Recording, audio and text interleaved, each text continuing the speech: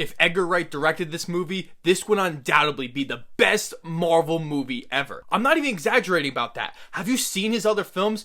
Oh, okay. Now you see it. Okay, good. Let's get into the review.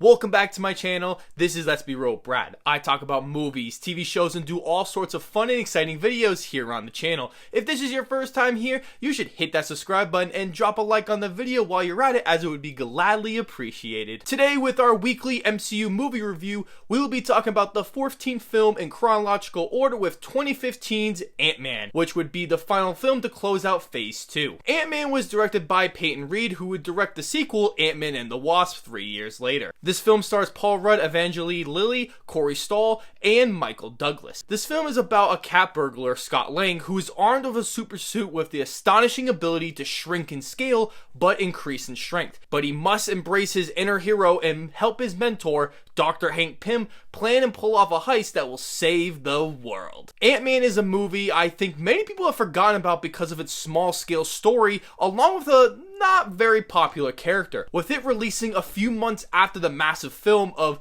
Avengers Age of Ultron, it may have been pushed off to the side. So much so, it is the third lowest grossing MCU film when adjusted for inflation, making $589.4 million worldwide. After seeing this movie for about the fourth time, I still think this is a delightful superhero movie. This is a very different film from the rest of the franchise up to this point. It is essentially a heist movie featuring our main hero, who is a criminal. This works throughout the film because Scott never feels like he's doing this to save the world. More so for himself, that if he gets this job done, he can get out of jail for good and see his daughter again. So, with all that said, let's get right into the positives, starting with the acting. Paul Rudd plays Scott Lang, who is excellent in the film. He will become a staple of this team in future films, being an essential Avenger. I think he is perfect for the role, bringing his likable, hilarious charm to the screen. His performance is one of the best aspects of this movie. The rest of the cast is decent, with Evangeline Lilly, who plays Hope, and Michael Douglas, who plays Hank Pym. They will become permanent characters in the rest of the films. I find this story to be quite good at being straight to the point without having a lot of filler, as this is the fourth shortest MCU film when recording this video. It is tiny in scale and story, which I think is a nice change of pace when the past few movies have had these massive world-changing stakes. They're always fun and enjoyable to watch. This was the best way to tell this story with a not so popular character that everyone could appeal to, being this ordinary guy. Edgar Wright and Joe Cornish got the story credit, which makes sense that this story fits his character perfectly. The writing is substantial, as it does have some of the best jokes of the whole franchise. This is due to the team keeping many sections of Edgar Wright's script before he left due to creative differences. I found it evident, as those jokes made me laugh out loud when some of the other jokes fell flat on their face. The development of the characters and story is very simplistic to tell this origin story, which is a criticism I do have with this, but it allowed the movie to have fast pacing and incredible creative visual effects. Speaking of visual effects, they are incredible in this one. This was a brilliant decision from Marvel to take this long making this movie, because if they had made this in the early 2000s,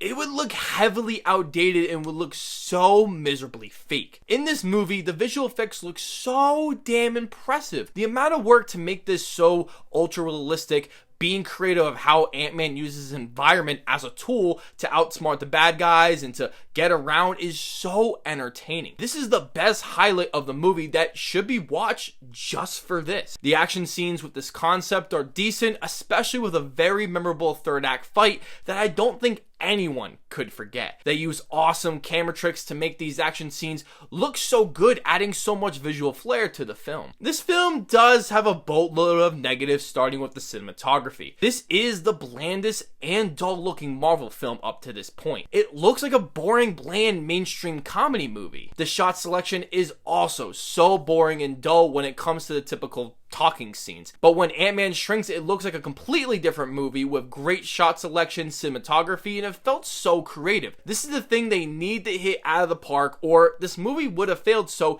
they did succeed with this. The second being that the music is quite terrible. I felt like I was listening to the same music piece throughout the film with this weird jazz, cheesy comedy movie feel. It was quite aggravating to listen to. The third is that it is an origin story with a straightforward plot and characters. The film does feel like an excuse to introduce another Marvel character, but having their own movie to get extra money. Good sections of this movie feel very formulaic to the traditional Marvel stuff. The main villain of the film, Yellow Jacket, is just another boring businessman who's a villain for the movie's sake to be, where he has a similar suit to the hero, which is something Marvel will continue to do in the future films, which is so aggravating. The villain never felt threatening or scary, which is a big disappointment again. Overall, I had an enjoyable time watching this cheesy, dumb superhero movie with an over-the-top superhero that surprisingly works so well, never taking anything too seriously, having a decent cast,